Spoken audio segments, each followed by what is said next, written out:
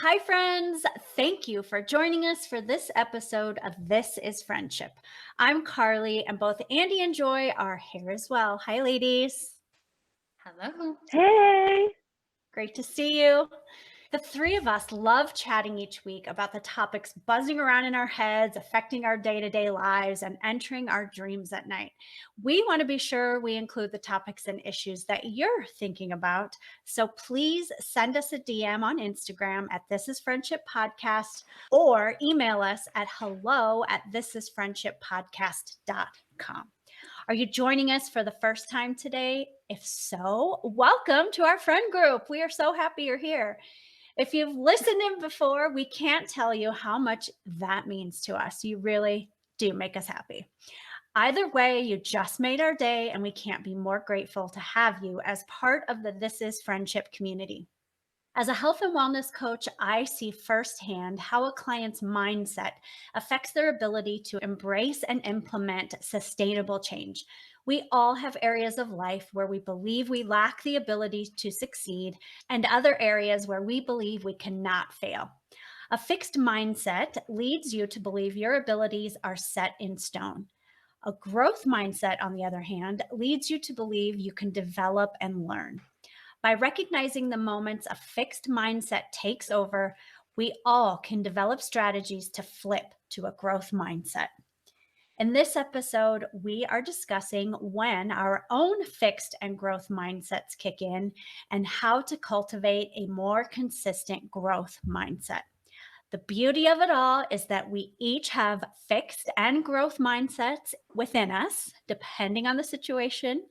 And by talking about some strategies today, we'll be able to share ideas on how you might be able to switch those fixed mindset times over to the growth mindset.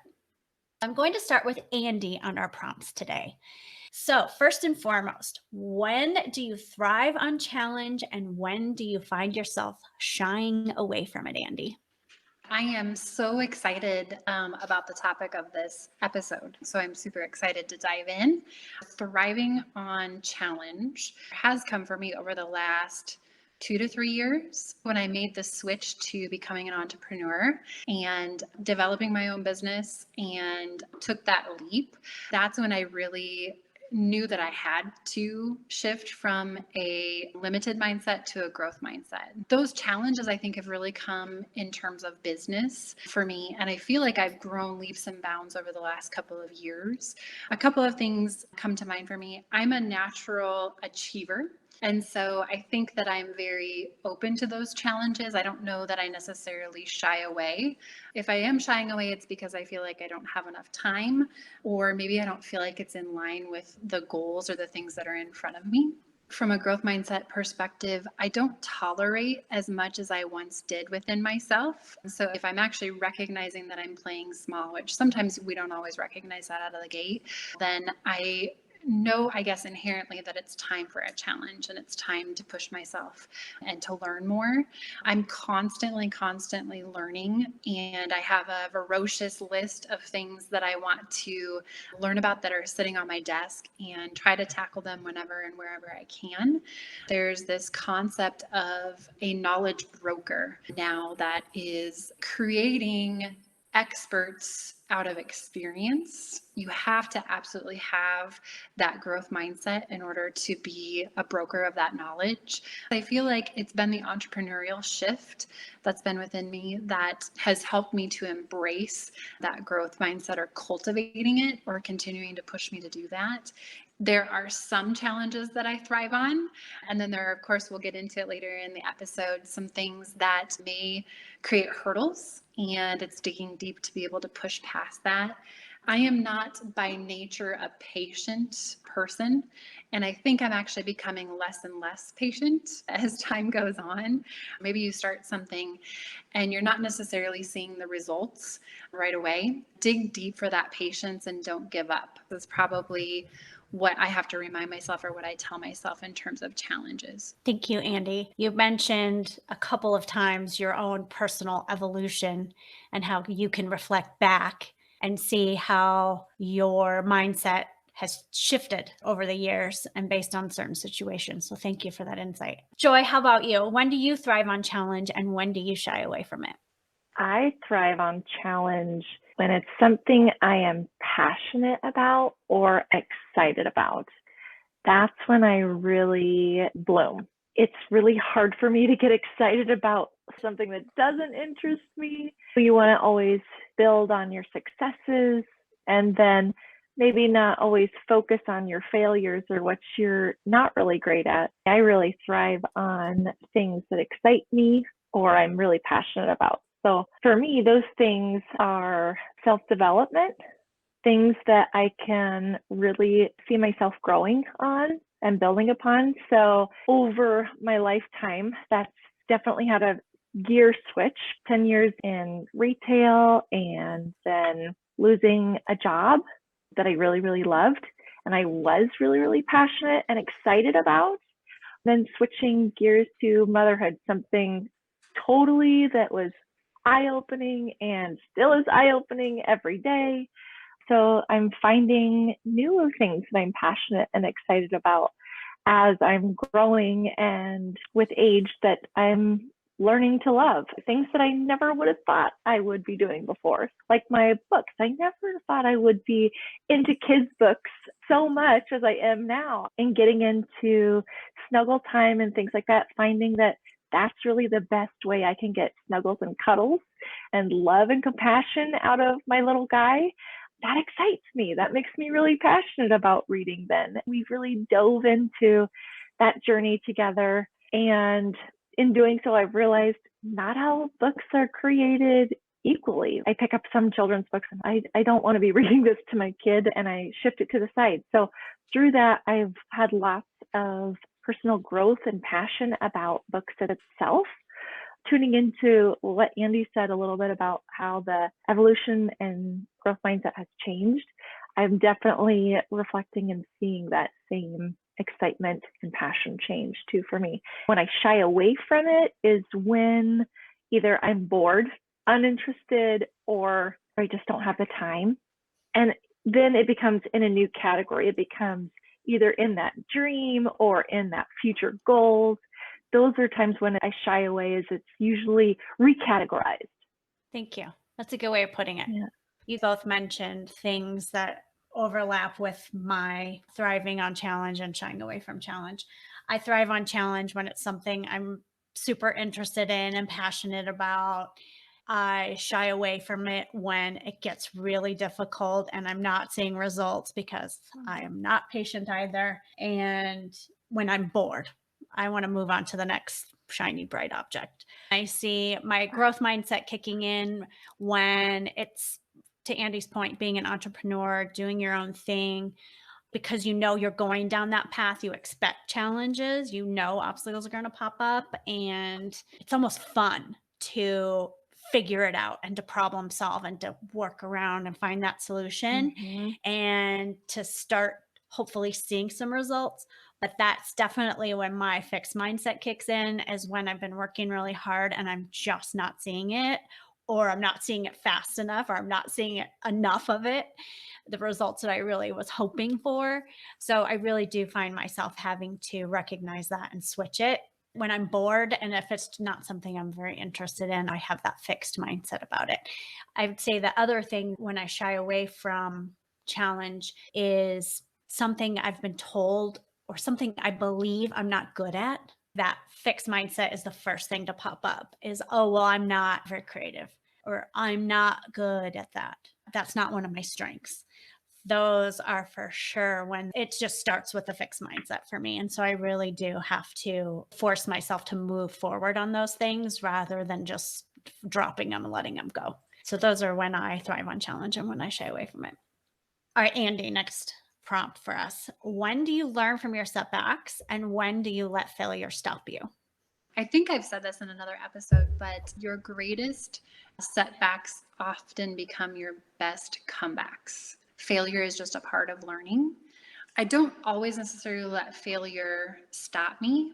My younger self was very intimidated by that, but I think now I am taking time to reflect. And it's probably more a maximization process for me, where if something doesn't work out, I might step back and say, okay, how could I have done this differently? Or when I do this again, I won't necessarily do that piece or part again because it was truly a mistake or it was a failure. We don't always get it right out of the gate, and that's okay. I think that's part of being an entrepreneur. It's taken me a very long time to be okay with that and to lean into that, but I think it just goes with the territory. I think it's part of the process. Thank you. It's a bit of an overlap from the last question. I think we touched on some of the times when we let failure stop us, or at least slow us down, right? Yes. Joy, how about you? When do you learn from setbacks and when do you let failure stop you? I feel like learning from setbacks is continuous. Life is continually ups and downs and crazy waves and twists. And I think if you're not throwing new strategies or trying new things, throwing things at the wall, saying, oh my gosh, okay, this didn't work before. What about this? What about this? I think if you're not continually challenging yourself, you're going to get bored. You're going to fail even harder if you keep doing the same thing over and over that doesn't work, or at least I do. I couldn't help but bring myself back to motherhood to this question. I don't know how many other moms out there are like this, but a lot of times I feel like I'm failing as a mother, depending on whatever behaviors or whatever crazy reactions that are happening. Like I lost my laptop because of sippy cup training. I let that go and got a whole brand new laptop right after I got a brand new laptop. So I just feel like I'm constantly failing, but I know that that's probably just this bigger thing that's in my head. I think maybe other moms can relate a little bit, but I feel like I'm constantly trying new strategies. And then on the flip side, I feel like behavioral things, corrections and things like that, sticking to consistency is best in that case too. It's kind of hard, almost situational. I feel like I keep trying different things and they're all failing. And I'm thinking, oh my gosh, I'm just exhausted. I'm so tired. So what I'm trying isn't working. And the new things that I'm trying isn't working. The things that I keep trying over and over and over isn't working. And then just one day something clicks. And I'm like, wait, really? What happened? I have no idea what finally just kicked in here. But I don't think there's anything that really makes me stop. I'm really hard at quitting something. I'll try something till it dies almost. Or if not, I'll recategorize it again and slow things down or twist it and try different versions of it. But it's really hard to make me completely stop something. So even if I say, okay, timing isn't right, I've got too much craziness going on, I'm going to put this on the back burner and maybe I'll work on a few things here and there. But I don't know if there's anything that really makes me stop unless it's something that is toxic, unless it's toxicity that I figure out is what's seeping in. And then I realize it's something that's unhealthy, both for me emotionally, physically, whatever, fill in the blank. That's probably the one thing that would make me stop. But that's rarely the case, I feel like. I'm grateful you said that because as I was thinking about how I was going to answer this, I do feel that I tried to learn from my mistakes and my setbacks. And when failure does stop me, it can make you feel like a failure. It's not just about the situation. It affects potentially how you feel about yourself personally. And right there, there's that fixed mindset. I can't, I don't do that well. That's not the growth mindset. So Joy, I'm glad you said you can fail and recognize that that's the right thing for you, potentially, if you have your reasons and not take it personally. Don't feel like a failure. It's okay to let failure stop you if that's the right thing for you. And it's not because you just gave up on yourself. I couldn't agree more. I don't know about you ladies, but I think sometimes I'll go through a failure and I'll be like, I must be the only person that this has ever happened to. Like, I am the biggest failure ever. And then maybe it's a week or a month or what have you later, and you actually see someone that you admire or a mentor, or you hear a story, and it just reinforces that that person has gone through that experience as well. And all of a sudden I'm like, I guess I don't quite feel so bad about that. With that, then, as you share those experiences, you never know who's listening in that might have already gone through that or is struggling with it or what have you. So I just think sharing those experiences and sharing your failures is such a good exercise too, because you never know who's listening. You never know who's going through the same thing that you once did or who you're inspiring or who's Mhm. inspiring you. Yes, that is a very good point.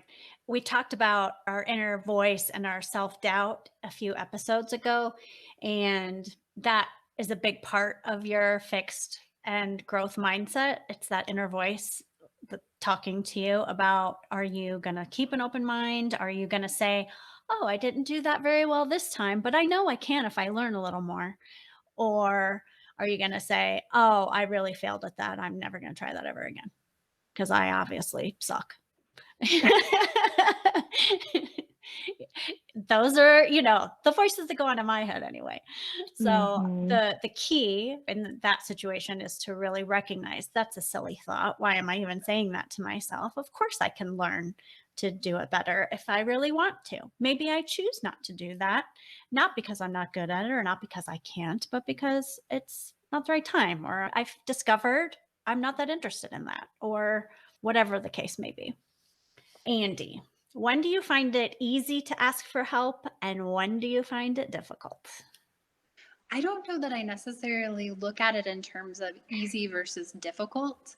I'm a very independent person. I try, or at least I hope I try to solve the problem or figure things out before I take someone's time. That said, there are, I think, times when we get really, really stumped and it's just easier to reach out to someone. I err on the side of really trying to sort through the problem and kind of work through it.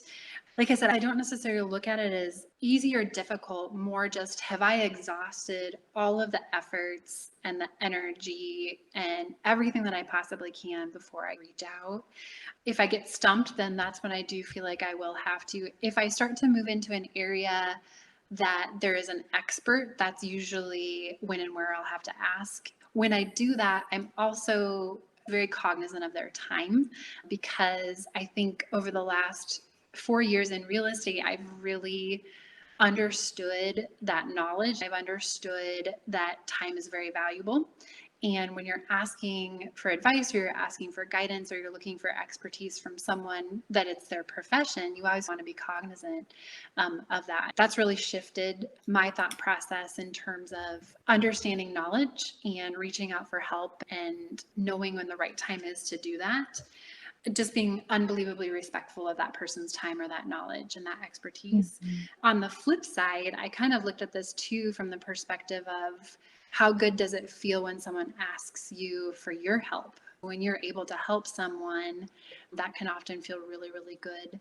So when we are asking for help, sometimes we have the opportunity to make someone feel really good that they're able to help you as well. So I guess I don't necessarily look at it as easy or difficult. I think it's more just right fitting it or right setting it to my knowledge and then really understanding who that expert is or who I can reach out to.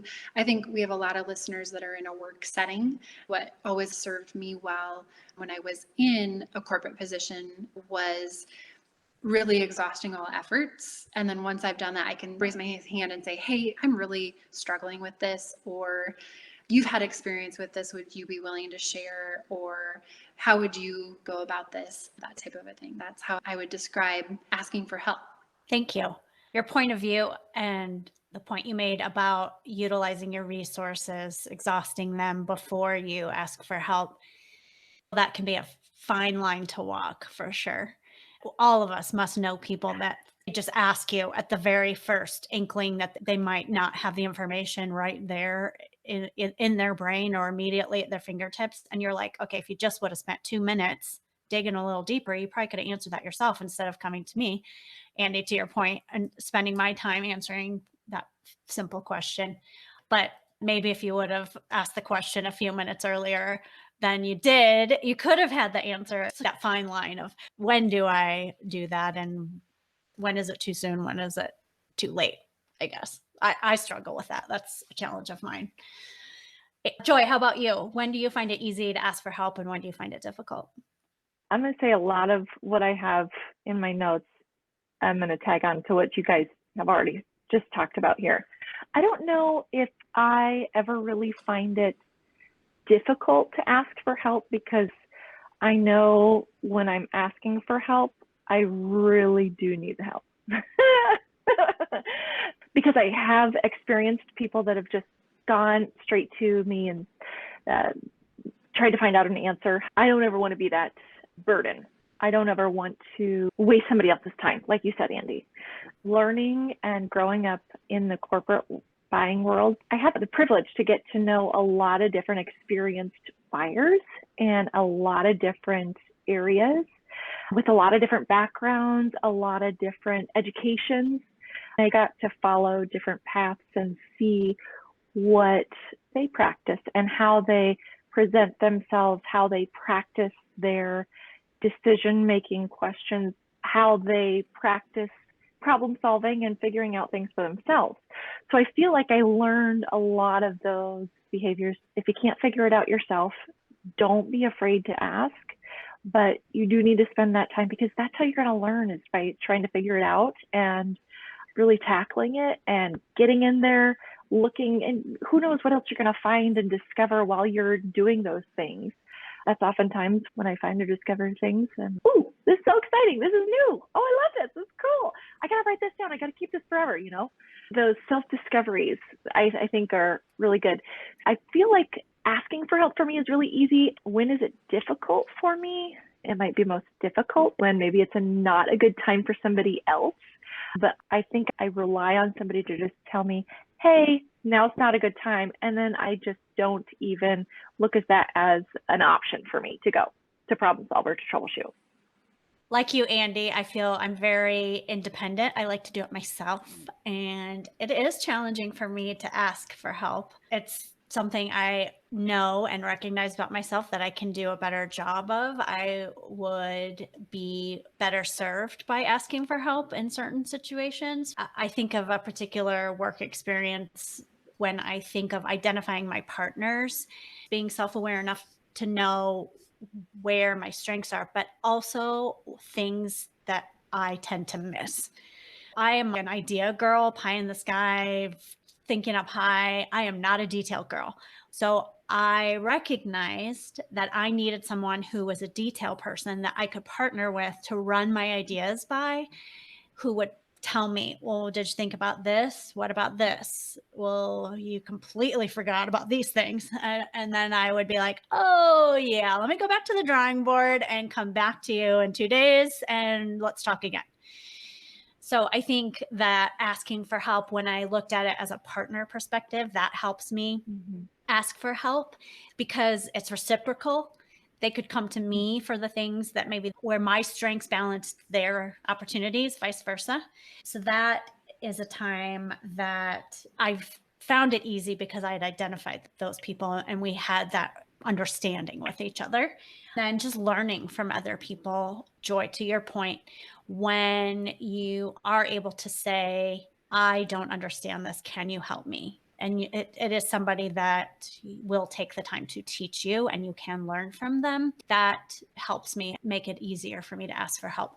But I do find myself still, why are you just beating your head against the wall? Ask somebody for help. Yeah. So I do find myself We all saying do those that. things. Yeah. So I think that's the big part of growth mindset, being able to recognize when you need help and being able to ask for help and to ask questions and to get that support. That's all growth mindset stuff. You don't have to have all of the answers. What you do have to have is the willingness to find your resources to get the answers. A fixed mindset, you just flat out give up because you can't figure it out and you don't want to ask for help. You either don't believe you're worthy of the help, or you don't believe there is anyone who can help you, or for whatever reason, you just have a block about saying the words out loud and asking for help. All right, Andy, When do you use constructive criticism to improve? And when do you let it defeat you? I think sometimes with constructive criticism, we have to sort through a lot of noise. I think that we all inherently and deep down want to learn and grow. Sometimes circumstances and situations maybe come into play where that isn't always our first thought, but I definitely think that we need to sort through the noise. Constructive criticism helps identify those spots that are maybe outside of you that in your tunnel vision you're not always necessarily seeing. So not unlike what you had mentioned, Karli, with having resources around you and identifying those great partners, that person is outside of you and they're going to be able to provide either constructive criticism or feedback that helps us all become wiser. It helps us grow. I have had exceptional mentors in my life that I have either aspired to be like or are doing the things that I'm wanting to do in life. They really are a guided advisor. And I know that there's no hidden agenda. I know that there's genuineness. That's where they're truly invested in my growth, whether it's my career or any facet of life. I've had really strong mentors that have provided that constructive criticism. Also, really great friends as well, right? So that trust component needs to be there for me. Sorting through the noise. Sometimes we might have to set boundaries with this.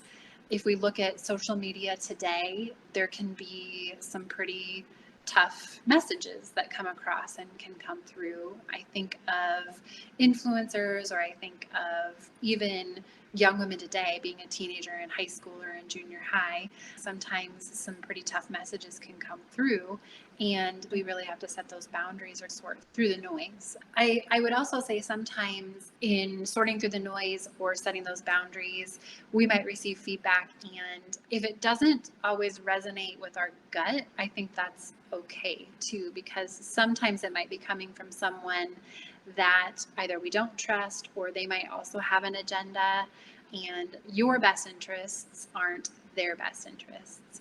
A big component of that is really being able to sort through and find those mentors or find the people that are around you that are going to be sometimes brutally honest, which is what we need, but knowing that it's delivered in a way that it's delivered from a love and care perspective instead of maybe something that's a little bit abrupt. Thank you, Andy. Joy, how about you? When do you use constructive criticism to improve, and when do you let it defeat you? Well, my number one strength is learner, and I really love conversation. I really thrive being in a team setting, partnerships, and things like that. I would say I really appreciate and I put a high value on constructive criticism, especially from those who I love and trust, including friends, family, and just going back to scripture in the Bible, because there's a lot of different stories and examples that you can learn from their constructive criticism throughout the stories and things like that. I love new ideas. I feel like being able to collaborate with people and hearing constructive criticism about great new ideas or not so great ideas that I have, I feel like is eye-opening. And I wouldn't say that there's any situation that I would totally throw it out the door except for going back to toxicity. I think when it starts, that's when I throw it out the door. I don't let it defeat me, but I will completely say, no, this is not right. It's not in my best interest. It's not in my right path for me. I know this. And so that's when I will cut it out completely. But I would change the question if I can, from defeat to when do I throw it out? I think that constructive criticism, I'm always searching for, I'm always looking for. I'm really hungry for that. So if any of our listeners out there wants to have some constructive criticism for me about anything, I'd love for that. So just throw it my way. I might just completely throw it out, but I'll probably listen and value your opinion because, I consider you one of my friends. So I'd love to hear from you with whatever constructive criticism you guys have for us about our podcast. Agreed. Thank you for that, Joy. So for me, when I wasn't working for myself, I had someone I reported to. I always told them, be honest with me. Tell me Mhm. how I can get better. I want to hear your constructive criticism. I view it as a learning opportunity and a growth opportunity and a way to have better results and a way to impact the team in a positive way. So I've always sought that out. That's how I use it to improve. When I let it defeat me is when that trust is not there, when it's not constructive, but that's not really what we're talking about. When it's destructive, right? There's a lot of that kind of criticism out there. There are times when I take it personally, and that is for sure when it defeats me. And again, that's that fixed mindset kicking in of, I really screwed that up. When we did our self-doubt episode, we talked about how we can be our own worst critic.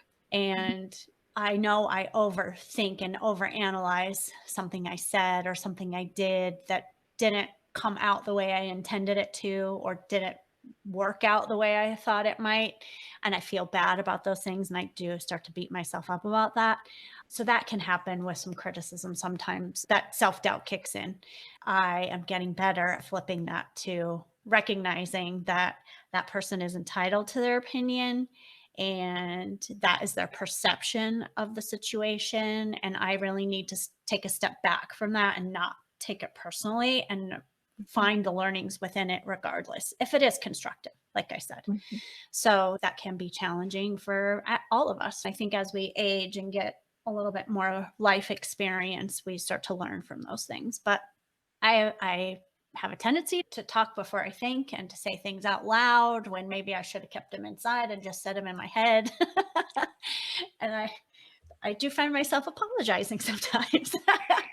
Probably a little more than sometimes. Wow. We are already through our prompts, and I know it's been a chunk of time, and we probably will do another episode on the same topic and dive more deeply into different facets of growth and fixed mindsets. But I want to thank both of you for your authenticity today. As always, our chat today has helped me understand you on a deeper level, which is one of the cool benefits that I didn't really know or understand or fully comprehend that I would get out of this podcast. And I hope our listeners feel the same, that wherever you're listening, answering these questions for yourself and maybe uncovering some new insight about yourself or understanding yourself a little bit differently or thinking about others that you're friends with.